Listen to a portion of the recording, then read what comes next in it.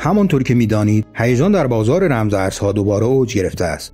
بیت کوین با عبور از مرز $124,000 یک رکورد تاریخی جدید ثبت کرده است. با این حال دامیننس آن به تدریج در حال کاهش است که این اتفاق نشانه شروع آل سیزن و ظهور فرصت‌های بی‌نظیر برای کسب سود است. در این ویدیو آموزشی قصد دارم یک پلن معاملاتی قدرتمند مبتنی بر تحلیل تکنیکال را با شما به اشتراک بگذارم. این پلن با ارائه گام‌های مشخص به شما کمک می‌کند تا حتی در روند صعودی بازار بهترین نقاط ورود را شناسایی کنید.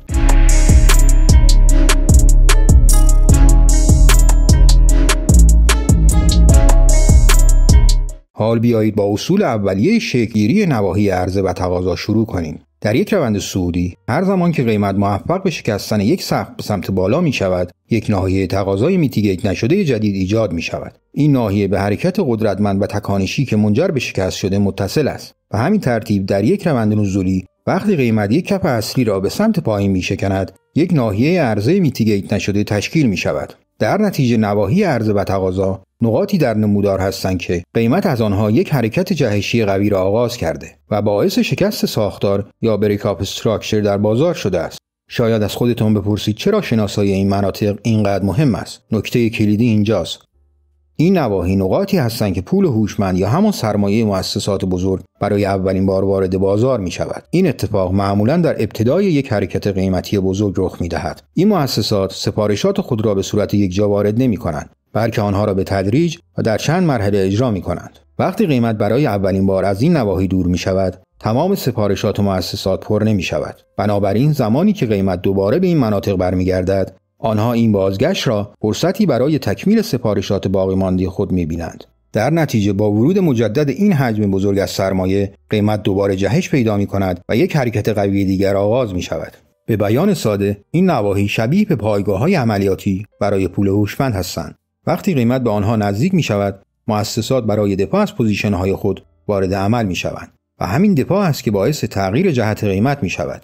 به همین دلیل است که قیمت به این نواحی احترام می‌گذارد و ما منتظر میمانیم تا قیمت به این مناطق بازگردد تا بتوانیم همراه با پول هوشمند وارد شویم. در ادامه نحوه صحیح شناسایی و ترسیم این نواحی را بررسی خواهیم کرد. در اینجا قیمت در یک روند صعودی قوی در حال حرکت است و به طور پیوسته سقف‌ها و کف‌های بالاتری را می‌سازد. در چنین شرایطی تمرکز اصلی ما باید روی پیدا کردن نواحی تقاضا باشد. همانطور که می‌بینید قیمت به شکستن سقف‌های قبلی ادامه می‌دهد، در حالی که از کف‌ها نیز محافظت می‌کند. هر بار که سقف قبلی می‌شکند، یک ناحیه تقاضای جدید شکل می‌گیرد.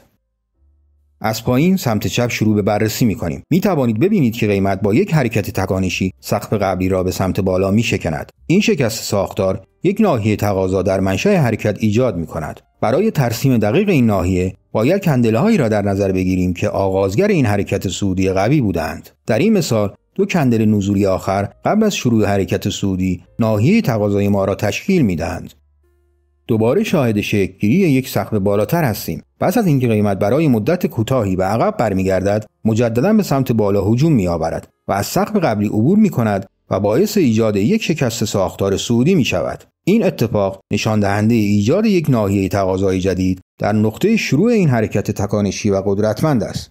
در این مثال سه کندل نزولی که پیش از این حرکت انفجاری قرار دارند، ناحیه تقاضای بعدی را نشان می‌دهند که دست نخورده است. در ادامه قیمت یک سقف جدیدتر و بالاتر ایجاد می‌کند، سپس پولبک می‌زند. این پولبک دقیقاً به همان ناحیه تقاضایی که قبلا شکل گرفته بود برخورد کرده و بلافاصله با یک ریجکشن قوی و مومنتوم خرید شدید به سمت بالا برمیگردد. این حرکت قدرتمند سقف اخیر را می‌شکند و یک شکست ساختار تازه را تایید می‌کند. حالا ما یک ناحیه تقاضای جدید برای شناسایی داریم. همانند دفعه قبل باید به دنبال منشأ حرکت صعودی قدرتمند بگردیم، جایی که قیمت عملاً با نیروی زیادی به سمت بالا پرتاب شده است. کندل‌های نزولی با رنگ مخالف که در این نقطه قرار دارند، آخرین ناحیه تقاضا را تشکیل می‌دهند. حالا مشاهده می‌کنید که قیمت به سمت پایین حرکت می‌کند و پس از ضربه زدن به آخرین ناحیه تقاضا جهت خود را تغییر داده و به سمت بالا می‌رود، در حالی که برای لحظه‌ای با یک شادو به سویی‌های اخیر نفوذ می‌کند و سپس به داخل محدوده باز می‌گردد.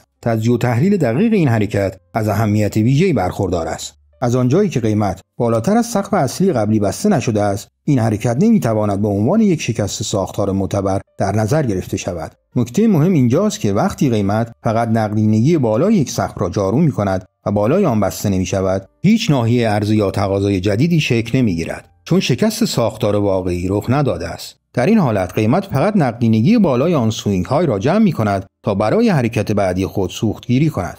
بنابراین کندل قرمز نزولی قبل از این جمع‌آوری نقدینگی به عنوان یک ناحیه تقاضای معتبر شناخته نمی شود، زیرا شرط اصلی یعنی وجود یک شکست ساختار تایید شده محقق نشده است. نواحی عرضه و تقاضا به 3 دسته اصلی تقسیم می شوند: نواحی میتیگیت شده، نواحی میتیگیت نشده و نواحی نقص شده. این طبقه بندی بسیار مهم است و به شما کمک می کند تا نواحی با کیفیت را برای معامله پیدا کنید. در ادامه به توضیح هر یک از این دسته ها می پردازیم. یک ناحیه عرضه یا تقاضا زمانی میتیگیت شده در نظر گرفته می شود که قیمت حداقل یک بار با آن برخورد کرده و به آن واکنش نشان داده باشد. برای اینکه مطمئن شوید یک ناحیه میتیگیت شده است، باید ابتدا منتظر بمانید تا یک شکست ساختار رخ دهد. سپس بررسی کنید که آیا بعد از این شکست قیمت به آن ناحیه خاص بازگشته و با آن برخورد کرده است یا خیر.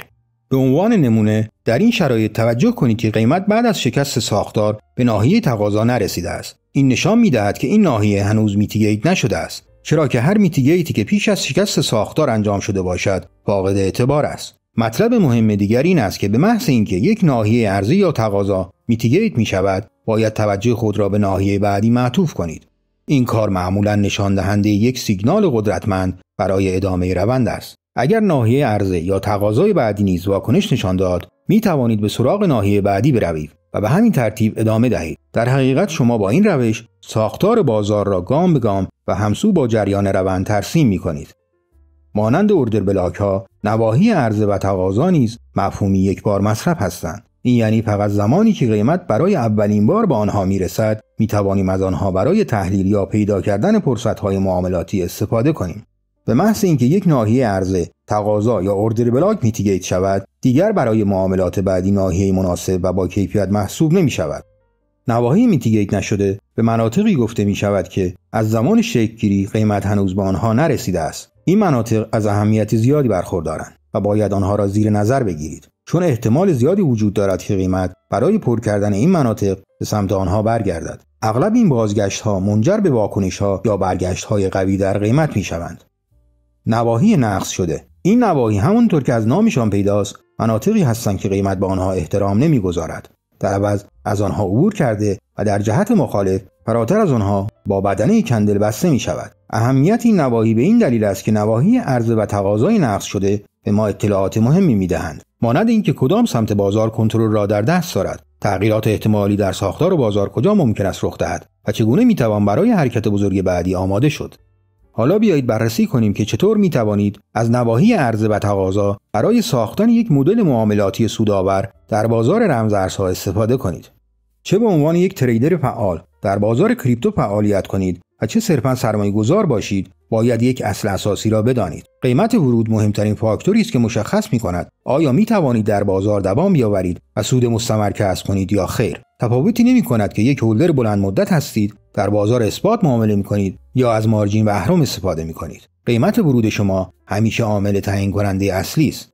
اینجاست که نواحی عرضه و تقاضا اهمیت پیدا می کنند. آنها در بازار کریپتو به طرز فوق‌العاده خوب عمل می کنند و می توانند موقعیت‌های معاملاتی با کیفیتی را فراهم کنند، به ویژه در کوین‌هایی که نقدینگی بالایی دارند، مانند بیت کوین، اتریوم، سولانا، آوالانچ و ریپل.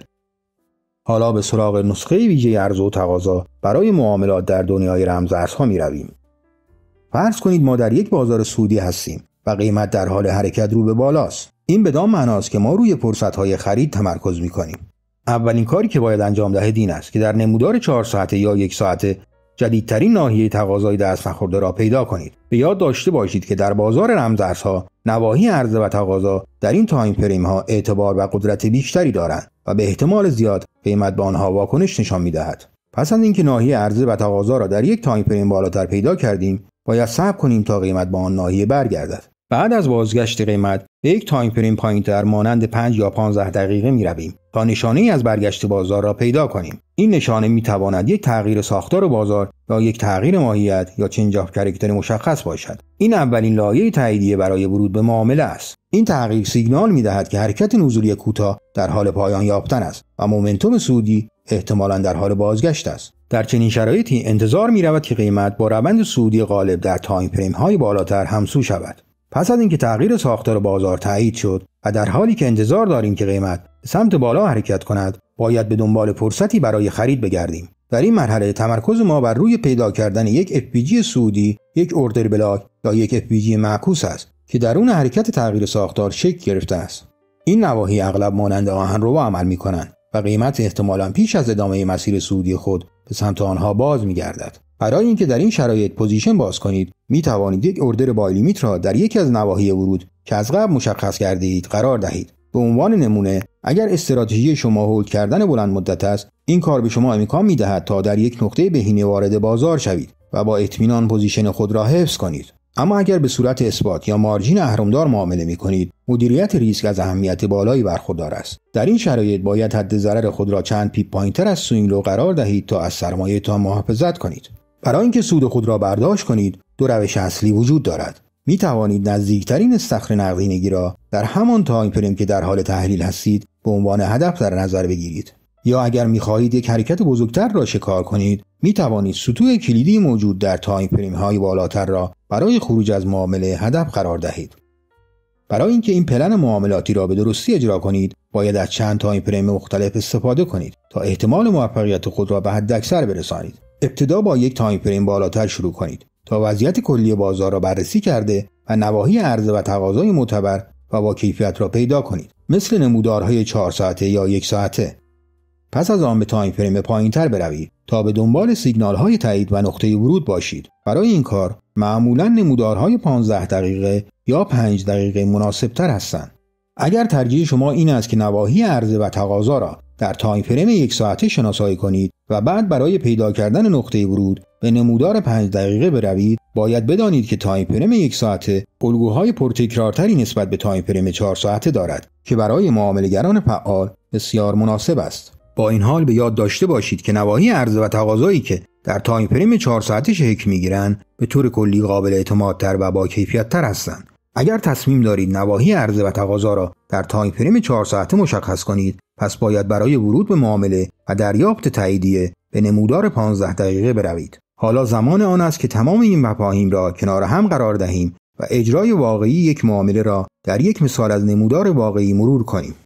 صفحه نمایش نمودار 4 ساعته بیت کوین به دلار را نشان می‌دهد. همانطور که می‌بینید بازار در حال حاضر به شدت صعودی است و بیت کوین در میانه یک روند صعودی قدرتمند قرار دارد.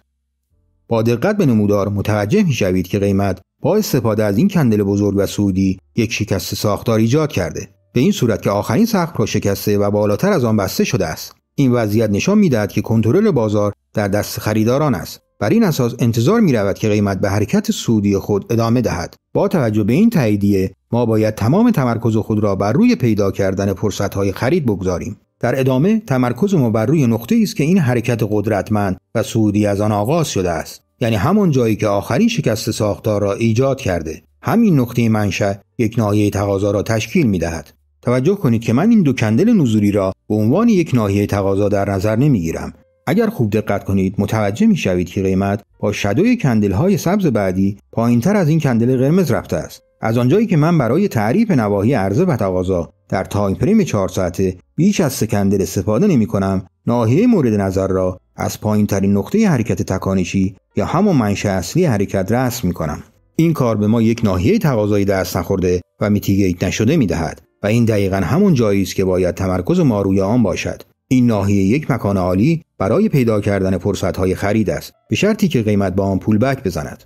حال نمودار را جلوتر میبریم تا ببینیم چه اتفاقی میافتد. همانطور که مشاهده میکنید قیمت پس از رسیدن به آن ناحیه واکنش نشان میدهد. در این مرحله به تایم فریم 15 دقیقه میروم تا در داخل ناحیه تقاضای 4 ساعته حرکت قیمت را با جزئیات بیشتری بررسی کنم. هدف من این است که نشانه‌های برگشت قیمت را پیدا کرده و یک نقطه ورود دقیق برای شروع معامله خرید پیدا کنم. اگر در نمودار 15 دقیقه‌ای دقت کنید متوجه می‌شوید پس از اینکه قیمت به ناحیه تقاضای 4 ساعته برخورد کرد و برگشت، یک تغییر ساختار بازار اتفاق افتاده است. این تغییر با شکستن و بسته شدن قیمت بالاتر از سوینگ‌های 15 دقیقه‌ای تایید می‌شود. این اتفاق نشان می‌دهد که قدرت فروشندگان در حال کاهش است و خریداران دوباره وارد بازار شده‌اند. به این ترتیب انتظار می‌رود که قیمت با روند صعودی 4 ساعته همسو شود. به محض اینکه ساختار صعودی در تایم فریم 15 دقیقه تایید شود، می‌توانیم انتظار داشته باشیم که قیمت به سمت بالا حرکت کند. گام بعدی پیدا کردن یک نقطه ورود برای معامله خرید است. این نقطه می‌تواند یک FPG، یک اوردر بلاک یا یک FPG معکوس باشد که در دل حرکت تغییر ساختار بازار شکل گرفته است. اگر با دقت نگاه کنید، خواهید دید که قیمت یک FPG صعودی درون این تغییر ساختار ایجاد کرده است. این ناحیه معمولا مانند آهنربا عمل می‌کند و قیمت را قبل از اینکه به حرکت صعودی خود ادامه دهد به سمت خود می‌کشد. بنابراین من برای ورود به معامله یک سفارش بای لیمیت دقیقاً در بالاترین سطح آن FPG صعودی در تایم فریم 15 دقیقه‌ای قرار می‌دهم و منتظر می‌مانم تا سفارش فعال شود. برای سرمایه‌گذاری بلند مدت، حد ضرر شما باید پایین‌تر از ناحیه تقاضای 4 ساعته قرار بگیرد. اما اگر به صورت اسپات یا مارجین با اهرم معامله می‌کنید، توصیه می‌شود که حد ضرر خود را دقیقاً زیر سوینگ لو 15 دقیقه قرار دهید. حالا بیاید ببینیم آیا معامله ما با موفقیت انجام می‌شود یا خیر. همانطور که می‌بینید، قیمت به سمت پایین حرکت کرده و اوردر بای لیمیت ما را فعال می‌کند. سپس جهت خود را تغییر می‌دهد و دقیقاً مطابق پیش‌بینی به سمت بالا حرکت می‌کند. این موضوع نشان می‌دهد که ترکیب نواحی تقاضا در تایم فرم‌های بالاتر با تاییدیه‌های دریافتی از تایم فرم‌های پایین‌تر در ایجاد ورودهای دقیق بسیار مؤثر است. در پایان یاد داشته باشید که قبل از ورود به هر معامله یک برنامه معاملاتی مشخص داشته باشید و هرگز بدون حد ضرر وارد بازار نشوید. مدیریت ریسک را در اولویت قرار دهید تا سرمایه‌تان در امان بماند.